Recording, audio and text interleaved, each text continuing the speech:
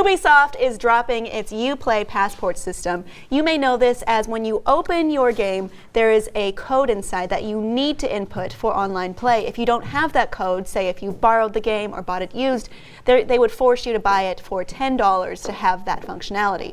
Well, they've decided to cut that all out.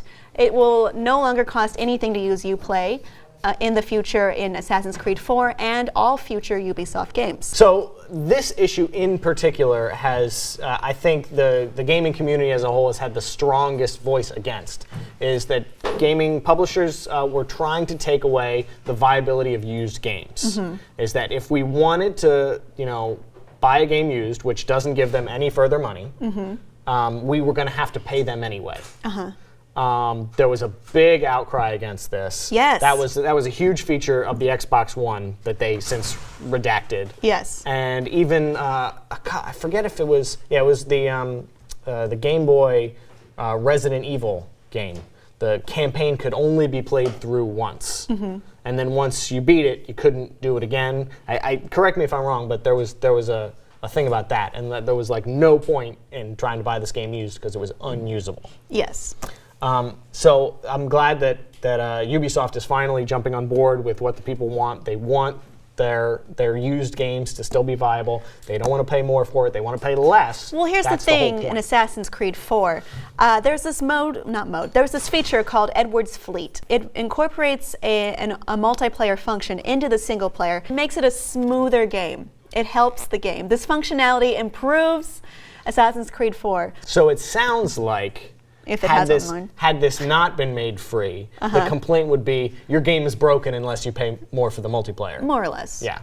So good But job, Ubisoft, not breaking your own game. I do appreciate them doing this because it's like this is very smart for them to do at this time when we're moving on to the next console generation. They're saying, oh, we're on your side after all this PR, or not necessarily purposely put out there PR, but that had said, oh, you can't have this. You have to do DRM. And I think they're moving in a really positive way.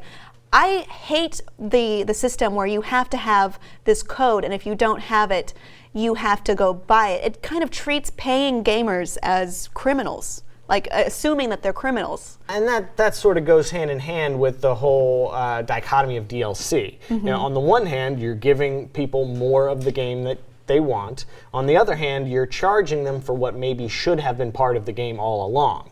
So there's those two camps, and saying, well, you don't have to play the DLC. We've given you the game. You've paid for it. We've made this contract. You pay $60. You get this game. Great. You want more? Here's more for another $10. Well, I think what happened was people kind of lost what the point of DLCs were. And a DLC, at its heart, I think, should be, we're not going to abandon this great world that we've built. We're going to put more content in it, additional content, not necessary, pertinent content to the game. That should come with the game. And I think along the lines, those were blurred in favor of profits, but it should at its heart just be, let's let this world continue on. It's because we've moved into an era of gaming where these are really rich worlds, and a lot of games have sandbox opportunities, Yeah, and I like to see companies capitalize that in the right ways. Yes. And for the most part, I think Ubisoft does a pretty good job of that. They've always been a company that I've liked, and I think have, for the most part, respected gamers. Yeah. They tend to release their AAA titles like $10 less than